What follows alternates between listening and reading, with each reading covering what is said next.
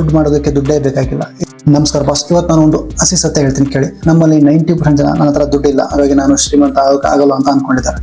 Business ಮಾಡೋಕೆ ದುಡ್ಡು ಬೇಕು ಬಾಸ್ ಅಂತ ಕೈ ಕೊಟ್ಟು ಕೂತಿದ್ದಾರೆ. ಆದ್ರೆ ರಾಬರ್ಟ್ ಕಿಯೋಸಕಿ ಅವರು ಈ ಚಾಪ್ಟರ್ ಅಲ್ಲಿ ನಿಮ್ ತಲೆಗೆ ಒಂದು ಹುಳ ಬಿಡ್ತಾರೆ. ದುಡ್ಡು ಮಾಡೋದಕ್ಕೆ ದುಡ್ಡೇ ಬೇಕಾಗಿಲ್ಲ, ಏನ್ ಗುರು ತಮಾಷೆ ಮಾಡ್ತಿದೆ ಅಂತ ಅನ್ಬೇಡಿ. ಶ್ರೀಮಂತರು ದುಡ್ಡನ್ನ ಇನ್ವೆಂಟ್ ಮಾಡ್ತಾರೆ, ಅಂದ್ರೆ ಕ್ರಿಯೇಟ್ ಮಾಡ್ತಾರೆ.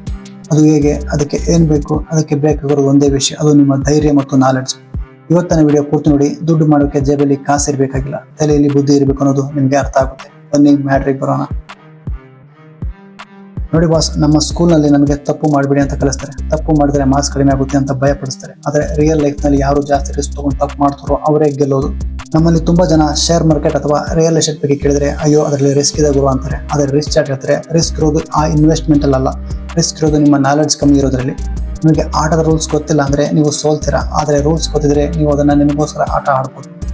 ಶ್ರೀಮಂತರು ರಿಸ್ಕ್ ತಗೊಳ್ಳಲ್ಲ, ಅವರು ರಿಸ್ಕ್ ಅನ್ನ ಮ್ಯಾನೇಜ್ ಮಾಡ್ತಾರೆ. ಬಾಸ್, ಆಪರ್ಚುನಿಟಿ ಅನ್ನೋದು ಎಲ್ರಿಗೂ ಬರುತ್ತೆ, ಆದ್ರೆ ಅದನ್ನ ನೋಡೋಕೆ ಕಣ್ಣು ಇರಬೇಕು. ಒಂದು ಎಕ್ಸಾಂಪಲ್ ಕೊಡ್ತೀನಿ ಕೇಳಿ. ರಾಬರ್ಟ್ ಅವರು ಒಂದು ಮನೆ ನೋಡ್ತಾರೆ.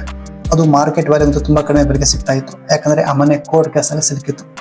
ಉಳಿದವರೆಲ್ಲ ಅಯ್ಯೋ ಕೋರ್ಟ್ ಕೇಸ್ ಕೂಡ ನಮ್ಗೆ ಯಾಕೆ ಬೇಕಂತ ದೂರ ಹೋದ್ರು. ಆದ್ರೆ ರಾಬರ್ಟ್ ಏನ್ ಮಾಡಿದ್ರು ಅಂದ್ರೆ ಲಾಯರ್ ಹತ್ರ ಮಾತಾಡಿ ಆ ಕೇಸ್ ಸಾಲ್ವ್ ಮಾಡೋಕೆ ಎಷ್ಟು ಬೇಕು ಅಂತ ತಿಳ್ಕೊಂಡ್ರು. ಆ ಮನೆಯನ್ನ ಕಡಿಮೆ ಬೆಲೆಗೆ ತಗೊಂಡು ಕೇಸ್ ಸಾಲ್ವ್ ಆದ್ಮೇಲೆ ಒಳ್ಳೆ ಲಾಭಕ್ಕೆ ಮಾರ್ತಾರೆ. ನೋಡಿ, ಇಲ್ಲಿ ಅವರು ದುಡ್ಡು ಹಾಕಿದಕ್ಕಿಂತ ಜಾಸ್ತಿ ತಮ್ಮ ಬುದ್ಧಿವಂತಿಕೆಯನ್ನು ಹಾಕಿದ್ರು. ಇದನ್ನೇ ದುಡ್ಡು ಸೃಷ್ಟಿಸೋದು ಅನ್ನೋದು. ಜನರಿಗೆ ಪ್ರಾಬ್ಲಮ್ ಕಾಣಿಸಿದ್ರೆ ಶ್ರೀಮಂತರಿಗೆ ಅದರಲ್ಲಿ ಪ್ರಾಫಿಟ್ ಕಾಣಿಸುತ್ತೆ.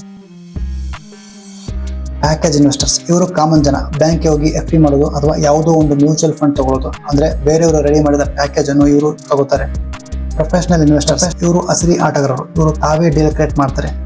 ಇವರು 3 ವಿಷಯಗಳಲ್ಲಿ ಎಕ್ಸ್ಪರ್ಟ್ ಆಗಿರ್ತಾರೆ. ಬೇರೆಯವರಿಗೆ ಕಾಣಿಸಿದ ಅವಕಾಶವನ್ನು ಇವರು ಹುಡುಕ್ತಾರೆ. ದುಡ್ಡು ಇಲ್ದಿದ್ರು ಡೀಲ್ ಮಾಡೋಕೆ ಫಂಡ್ ರೈಸ್ ಮಾಡ್ತಾರೆ. ಬುದ್ಧಿವಂತ ಜನರನ್ನು ತಮ್ಮ ಕೆಳಗೆ ಕೆಲಸಕ್ಕೆ ಇಟ್ಕೊಳ್ತಾರೆ. ನೀವು ಪ್ಯಾಕೇಜ್ ಇನ್ವೆಸ್ಟರ್ ಆಗ್ತೀರಾ ಅಥವಾ ಪ್ರೊಫೆಷನಲ್ ಇನ್ವೆಸ್ಟರ್ ಆಗ್ತೀರಾ, ನೀವೇ ಡಿಸೈಡ್ ಮಾಡಿ. ಕೊನೆಯದಾಗಿ ನೆನಪಿಡಿ ಬಾಸ್, ಭೂಮಿ ಮೇಲೆ ಇರೋ ಅತಿ ದೊಡ್ಡ ಅಸೆಟ್ ಅಂದ್ರೆ ಅದು ನಿಮ್ಮ ಮೆದುಳು. ಇದನ್ನ ನೀವು ಸರಿಯಾಗಿ ಟ್ರೈನ್ ಮಾಡಿದ್ರೆ ಇದು ಕೇವಲ ಒಂದು ಸೆಕೆಂಡ್ ಅಲ್ಲಿ ನಿಮಗೆ ಕೋಟಿಗಟ್ಟಲೆ ದುಡ್ಡು ತಂದು ಕೊಡಬಹುದು. ಟ್ಯಾಕ್ಸ್ ಬಗ್ಗೆ ಕಲಿಯಿರಿ, ಅಕೌಂಟಿಂಗ್ ಬಗ್ಗೆ ಕಲಿಯಿರಿ, ಲೀಗಲ್ ಸಿಸ್ಟಮ್ ಬಗ್ಗೆ ಕಲಿಯಿರಿ. ಈ 4 ಫಿಲ್ಲರ್ ಸ್ಟ್ರಾಂಗ್ ಇದ್ರೆ ನೀವು ಯಾವುದೋ ಒಂದು ಡೀಲ್ ನಲ್ಲಿ ಸೋತ್ರು ಮುಂದಿನ ಡೀಲ್ ನಲ್ಲಿ ಗೆಲ್ಲೋದಂತ ಗ್ಯಾರಂಟಿ.